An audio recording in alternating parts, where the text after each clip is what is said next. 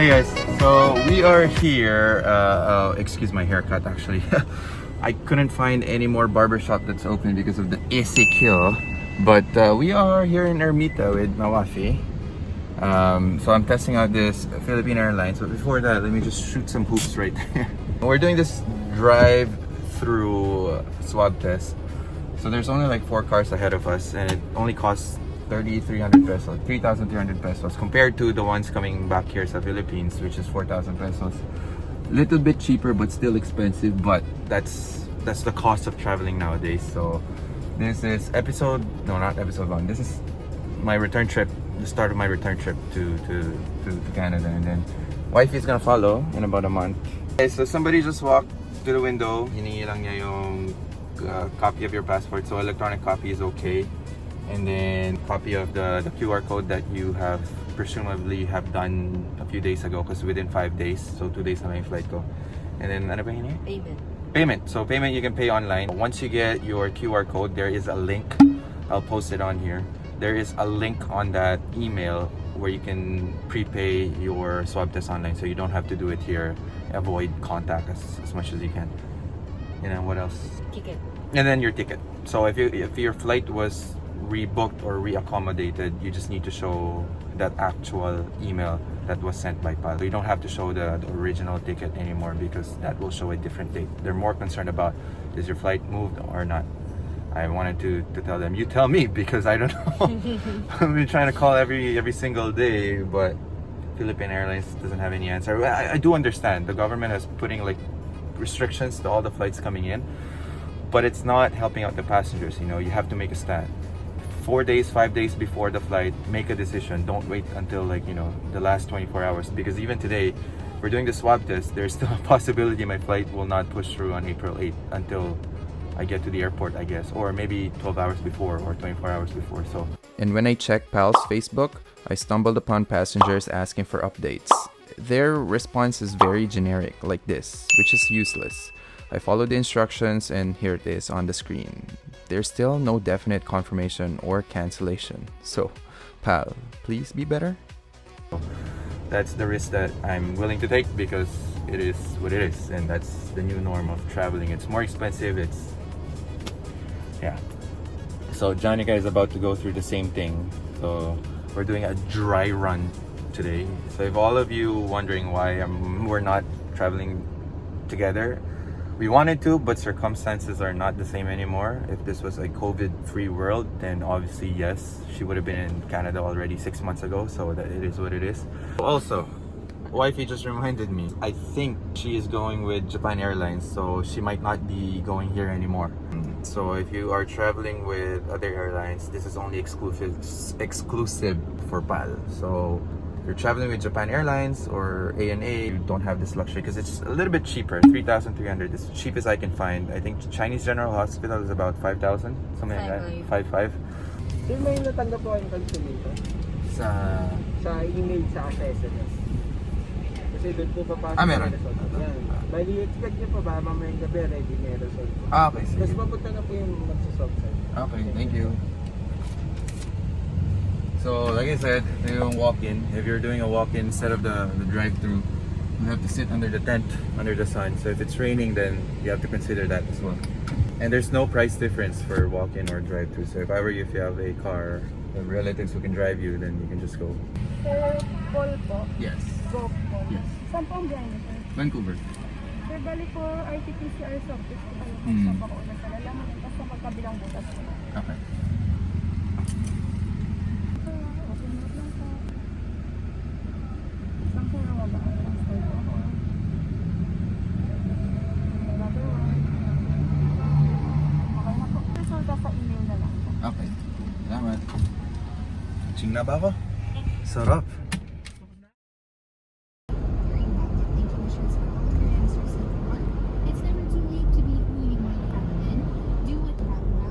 That was my quarantine hotel. Ayun yung room ko, beba. Okay, we're here. So, welcome back officially to another travel vlog, guys. If you watched the first 6 minutes of this vlog, thank you. I hope you find it helpful. Now let's go down to business. Let me try to show you what it's like to travel to Canada nowadays as per April 2021. As you can see, Naiya 1 is like a ghost town. Our flight, PR116, was indeed a full flight.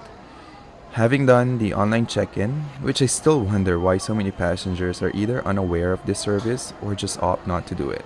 It honestly just takes 5 minutes and is available within 24 hours of your flight. Makes it easier and quicker as you'll have a separate line, but little did I know that this travel or this flight will be different.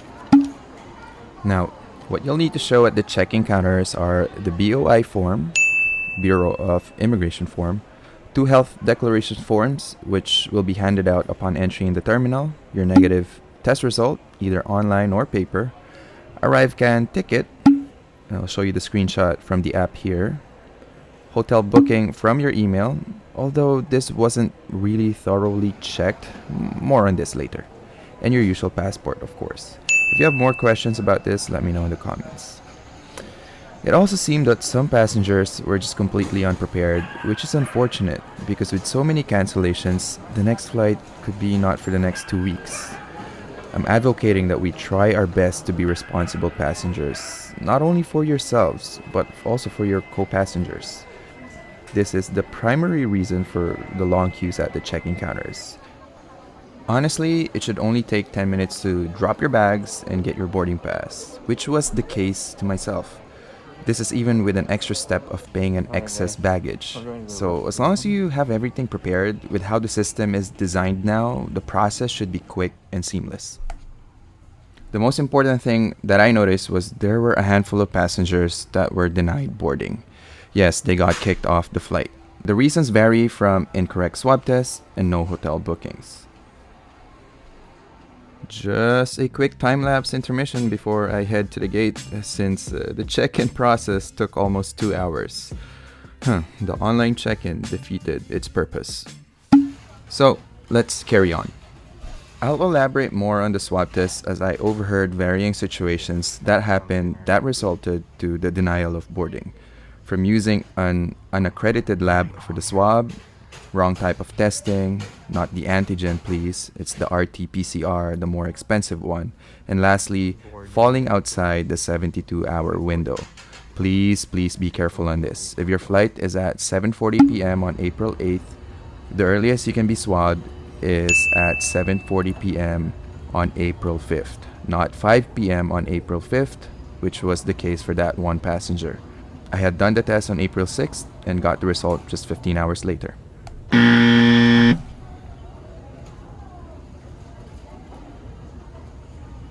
Okay guys, just wandering around here, there's literally no one. I don't think it matters if if you sit on any seat here, and there's not much flight, or there's not much people in our flight as well. They said it's full, but I haven't seen anyone here, and we're actually boarding now. It's 18:50. It's 7:10. Boarding is 18:55. I don't know, maybe they're boarding now, but the lineup is still outside as you have seen. Vancouver is now inviting all remaining passengers. Oh, okay, they boarded. I'm the only one. Boarding commenced at 6:55 p.m., but I personally took my time since I have a long flight ahead. The less stressed I am, the more enjoyable the flight is for me. So I boarded just right after eating dinner at 7:10 p.m. Unfortunately, I did have someone beside me on this flight. Although it does make me feel a little bit safer that we had done a COVID test beforehand. Having said that though, I still follow the tips that I made for you guys on my previous travel video and used it for myself. I talked to the passenger beside me and coordinated with him about my plan, who gets to eat first, mask etiquette, etc. He agreed and insisted I eat dinner first, and of course, I did return the favor during breakfast. How you did it, but I need an explanation. Yes, I can't get over the day we met. I gotta see you again. Every detail is getting replayed into my imagination. From the clothes you wear to the way you smell. Yeah, yeah. I'm meant to be till I don't forget it. What's going on with me? Oh, I don't get it. Since you say hello, you feel my spirit. Never felt this before. Whilst climbing to our cruising altitude, I can't help but think about the passengers who were not able to make the flight. I can't blame them completely, as these rules and regulations change so much, more than you probably change your phones. That's where it hits me. I realize how lucky and blessed I was. I've always been vigilant and sometimes very OC about traveling, and it paid dividends. I always make sure my stuff is prepared, and it's kind of like the same approach I do when I take command and fly a plane. The worst that can happen did happen to them. It's a domino effect, especially Canada has imposed a no refund and sometimes no rebooking for your hotel accommodations. I know, it's unbelievable. Even though it was so stressful and overall just demanding traveling in general nowadays, I'm still glad I had prepared everything well in advance and was able to travel close to the old normal in my books. I had kept myself busy with the Wi-Fi. Although it's $32 for their unlimited service, I was surprised with the connection speed in a good way. As you notice, also, I had replaced the old personal IFE on this Boeing 777, which also happens to be PAL's oldest 777 on their fleet. I figured out a way to clip my iPad on and enjoyed myself watching movies and TV series I downloaded beforehand, part of me being prepared. Thank you, Netflix and Disney+. It is to note though that PAL's old IFE system had poor movie selections as well, thus this makeshift quote-unquote new IFE. And yep, cleaning up, proper hygiene before cruising in for the night.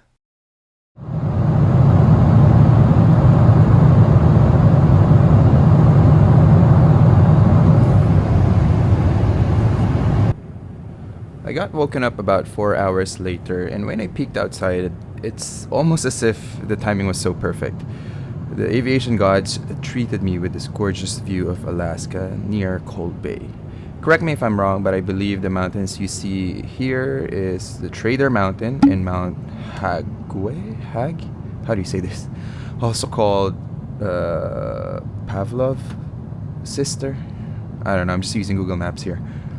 But man, what an awesome sight to wake up to.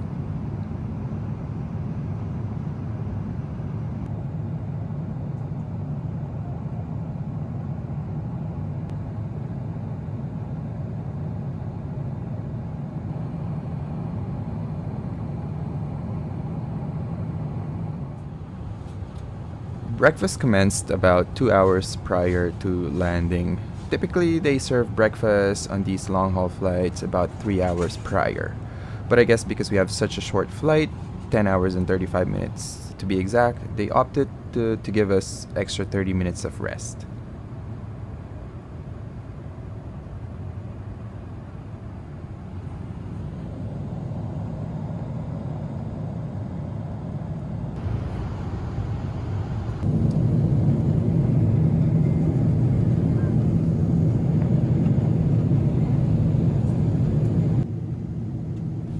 As we approach Vancouver via the North Shore for landing on runway 26 right, it's always a treat when the mountains show themselves. Breathtaking indeed. Anyhow, please allow me to take this time to start briefing you guys about the arrival process in YVR. So after we touched down, the usual disembarking was uneventful. Although I did notice that we had disembarked to a gate located a little bit further than usual, so the walk to immigration took more time. There were a lot of friendly reminders about COVID safety protocols, your health, and quarantine. You'll see those video clips in a while. Please bear with me here as I try not to waste your time. So, immigration. The usual. After the passport scanning and declaration self-kiosk, you will then proceed to an officer. I was personally asked why I had left and how long I was gone for, and if I was bringing back anything that needed to be declared.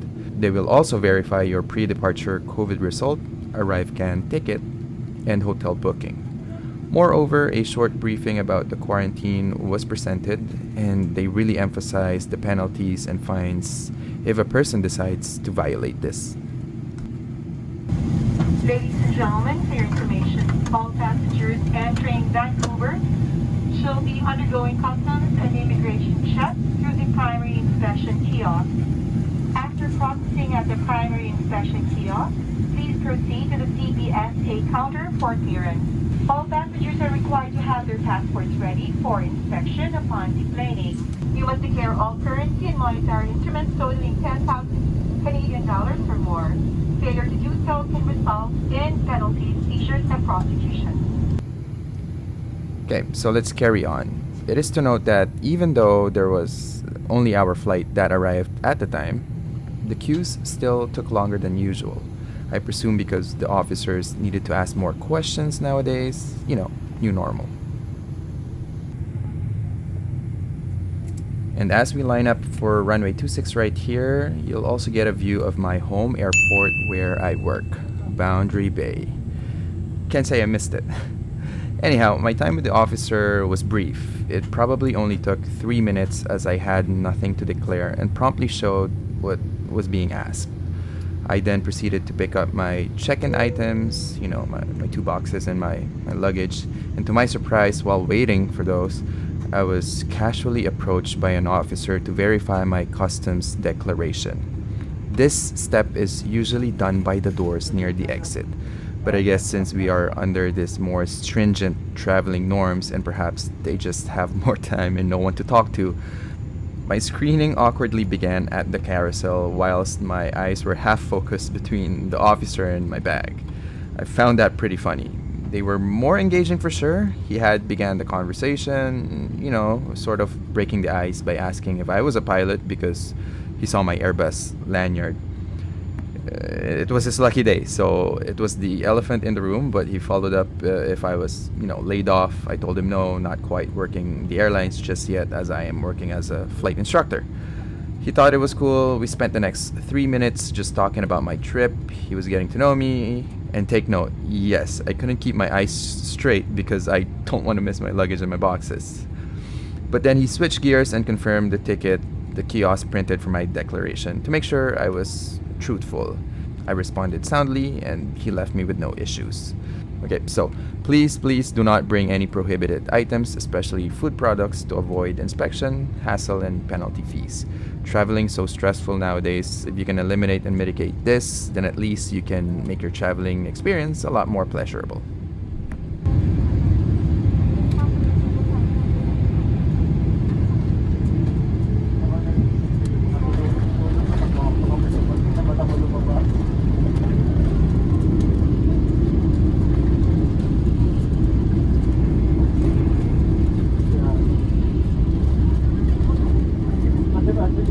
So the video clips are now catching up. It was pretty obvious how quiet the terminal was. Makes me a little bit sad as a lot of the stores remained closed. You also probably can't tell, but majority of these passengers on my flight were first-time immigrants. Because of how quiet the terminal was, I can pretty much hear everyone's conversation. So like I said, after clearing customs, and after handing over the said kiosk ticket to the officer by the door, he will then proceed to the designated COVID testing area at the famous YVR's Meet and Greet Arrival Lounge. So, COVID test. To start off, there are 2 lines, the registration line and the line for passengers who have already pre-registered online with Life Labs. There's 2 lines, one pre-register and one that you need to still register right there. So let's see how quick this process goes. Please do this as this is one of the things you can do well in advance to avoid extra delays and hassle. Life Labs is the official COVID testing partner for YVR. Toronto has a different testing partner. The procedures might differ a little bit. I'll post all the links in the info section down below. The pre-registered queue only took about 10 minutes of waiting, followed by another queue which you're seeing right now for about 10 minutes wait for my actual swab test. I did notice a major difference of swabbing technique which left me buffooned, but also left me weirdly unsatisfied.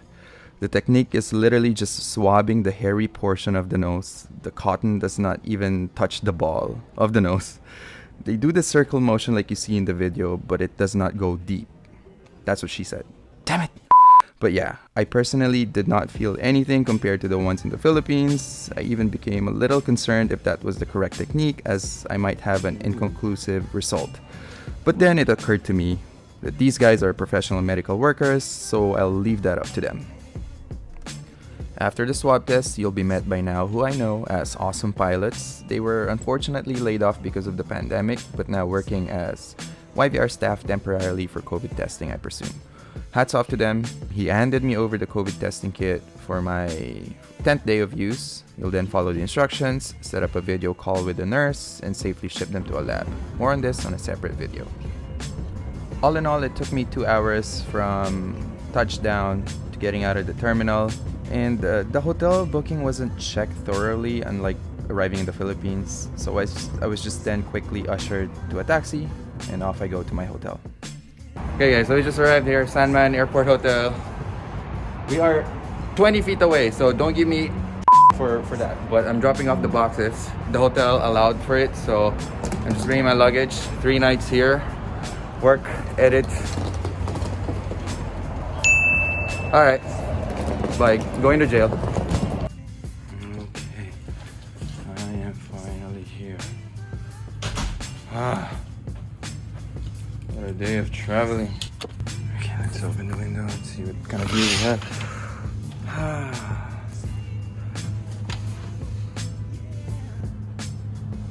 Okay, not bad. You know what, guys? I sort of feel like I'm an airline pilot because this is the first time I went to Vancouver and stayed in a hotel room, so it's like a layover. I have this room for the next 3 nights. Overall, the whole process is okay. Could be better, like I said. It was 2 hours from the time we touched down. We touched down at 3:42, and then I got to the hotel at 5:42. I checked in close to 6, and it's already 6:30 now, and I'll be ordering my dinner soon. Just a little bit frustrated that we have to do this, but at the end of the day, if it makes Canadians safer, then I'm all for it. We have to follow our government leaders because we put them into power. I just wish that things are a little bit different, a little bit more aggressive, a little bit more open, because our industry is really struggling, and I'm trying to advocate for that because I won't have a job anymore, right? So I'm using my voice as an avenue for you guys to be able to be aware that these types of situations happen in a first world country as well. But you get the point, right? Okay, I'm gonna stop talking. That's going political. So my hotel gave me this. It's like a welcome package for, I guess, like the Philippines, different hotels have different policies, but they put like a lot of information here. Menus as well, time that you need to call for your breakfast, dinner, and lunch and dinner. Guys, just be careful when you are booking the hotel, because when you go to their websites, make sure you select the GAA. But basically, there's a code that you need to select in order for the booking to show that this is an actual quarantine stay, because you will still see their normal rates. I'm not sure if anyone's traveling nowadays, but the normal rates are cheaper, and that's the problem of our fellow Filipino traveler, because apparently they booked the wrong booking, basically the wrong code. So in my thinking, they saw it's the cheapest room, but it's not the correct room. It's not the correct booking for the room. I guess it's a little bit misleading, but yeah, don't commit that same mistake. Even though it's cheap, it might not be the correct booking for that room. Also, another funny story, when we were falling in line for the COVID registration, there's one Filipino who was asking for the price of the COVID test, and the guy was like, "It's free, but do you want me to charge you?" So that's another nice thing about the government. They actually didn't charge us for anything for the 2 tests that we're gonna conduct. One at the airport that was already done, and then this one at home. So it's pretty cool. It's a whole new experience, and I'm trying to encourage everyone to travel, trying to make it easy for everyone, trying to use my avenue so that you guys are more educated, so that when you travel, it's less hassle. I've been talking a lot, and I'll go straight to work. I'll take a shower first, and I'll start editing the videos, and I'll set up my little home office here for the next few nights, and yeah, cheers. Alright, so I made it finally home. I'm continuing my self-isolation for the next 11 days, but that's it for the travel vlog, guys. Maybe I'll try to make a separate video for the quarantine and the procedures if you guys have any more questions. about the travel. I'll try my best. Post your comments down below. I'll see you guys next time. Don't forget to like and subscribe. Cheers, guys. Later.